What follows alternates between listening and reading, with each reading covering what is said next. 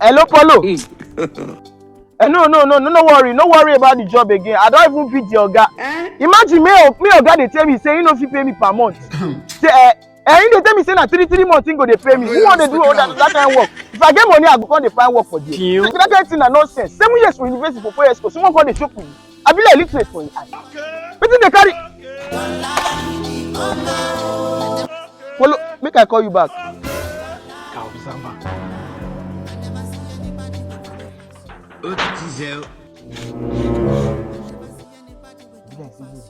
Obìnrin engineer apartment gbàgbà rẹ mix wọn wà nínú bẹ́ẹ̀.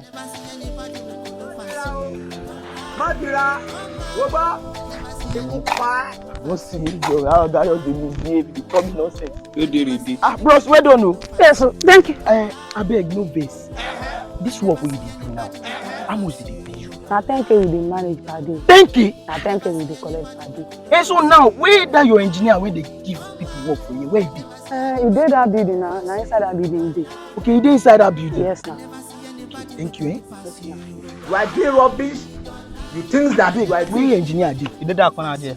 Okay, thank you. Lanre, ẹ̀yin náà ní ká mix 12 bag o. No good thing for person turn millionaire, make person dey collect 10,000 naira per day.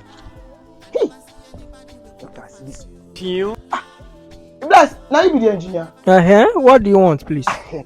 See, God go bless you. Say I even see you just now. So, Yóò dé rèé. like say na you God send for me. I dey observe your boys dey work for you. Epa, the work wey dey do, I sabi do am. Epa, no job for this life wey I no get experience for. I get 14 years experience for any work.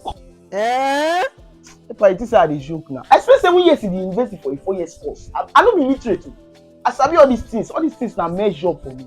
Now why I come say make I come tell you say I go like work with you. You wan work with me? Yeah, I go like work with you. So you said you have the experience for it, abi? No be only experience, I sabi am. Na my way. Epa, I no fit dey lie for you now. You look me finish, I be like who fit dey joke with all those kind things. Epa, I sabi my way o, I sabi my work. All my things I dey do am well. I dey do am perfect. Okay. So I wan work with you big time, Epa. Okay. So tell me, what's the procedure of mixing a cement? You say? Procedure of mixing a cement. Okay, sand and cement. If you wan mix cement now, you just put sand somewhere, put cement somewhere, put everything inside water, make everything for mix together. Do wetin you wan do now. I sabi all these things. Na soft work you dey tell me. Hey, come again. Come again. I say to mix cement no be something wey go far like that. Okay. So just pour sand, put cement, pour everything inside water, make you mix am, make you do wetin you wan do. Pour everything inside water. Just dey play.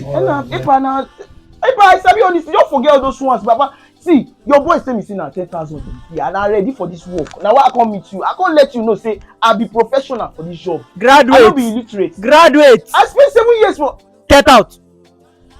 Epa, be like say you don dey vex for. Get out. Epa, You go get out now before I call the police officer. e never reach like that na, Epa. Hello, DPO. Epa, I no know. You don dey be like say I don dey get ulcer. I no know if you fit help me with 2,000 naira. Make I just use am chop that down. If na amala abeg. 2,000. Just 2,000. Make I use am guide. Oya, wait, I dey come. You want to see crazy? Hello, DPO. We don catch thief. Na dem dey come steal cement and sand for inside here. Na dem. My wala. I never see anybody who could pass you.